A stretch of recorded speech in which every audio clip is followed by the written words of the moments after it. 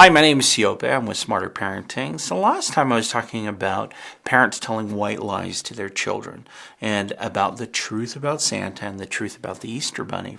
I gave as examples and my experience with my own child in losing a little bit of credibility because I had told her a lie and she found out from friends that it wasn't true.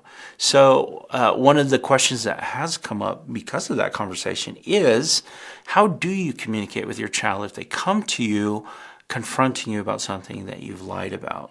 Okay. Now, I'm using the word lie, but it's probably a little stronger than I want to say it is, even though technically it is, because we do want children to have a magical childhood, and we do want them to enjoy, that there's good things in the world and good people and amazing things. I mean, I don't want to rob children of that at all. But I do want to prepare parents for the time where they have to talk about these things openly. So the recommendation is for if a child comes to you and approaches you about one of these things, the best thing that you can do is actually to just sit and listen and then repeat back what you're hearing and ask some follow-up questions. So you would sit there, you listen to what they have to say, and then you would just repeat back. Here's an example. If my daughter came to me and asked me about, for example, Santa Claus, then I'd say, okay, so tell me a little bit more about what you heard. Oh, so your friends had told you that Santa wasn't real. So what do you think about that?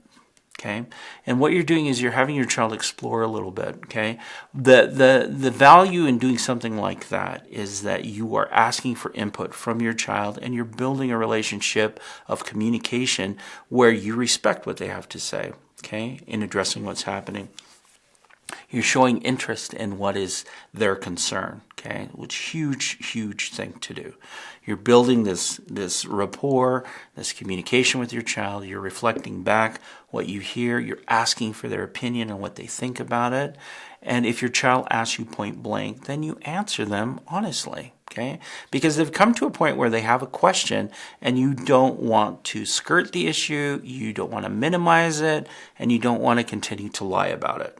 Because they're going to find out again from somebody else, and that just makes it worse for you. So once your child is willing to talk about something and ask the questions, it's time for you as a parent to be completely honest with them. Tell them the truth and explain to them in the way that you feel is best. Now, for me, it was just telling my daughter, well, yeah, okay, the truth about Santa is that me and your mom are Santa. My wife's approach was, well, Santa actually is an idea of sharing and giving, and we all embody that, and so we want to do that, and that's an important thing to do. So definitely for parents, just be aware that when your child comes to you to ask you about things, and they are asking you point blank, the best thing you can do is to answer them 100% honestly. Just tell them the truth. And if you need to work around that and help them process it, at least you've built some type of relationship during your communication that they're willing to open up to you more and you're willing to continue the conversation. All right. So great comments, and looking forward to more comments on this.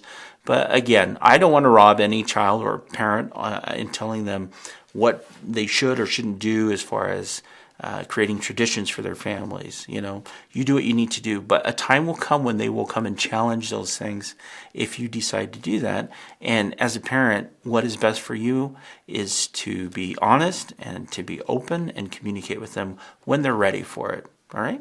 So that's it from us. Don't forget to subscribe to our YouTube channel. Also, visit us on the Smarter Parenting website if you want to learn how to communicate more effectively, especially in using those techniques on reflective listening and on asking follow-up questions. You can go ahead and do that on the website, and you can also follow us on social media. Now, Smarter Parenting exists largely because of the donations of great people like you. So if you feel so inclined, please donate, subscribe, follow us. We would love to get more input from you. If you have any questions, send them over and we will answer them. All right, thanks.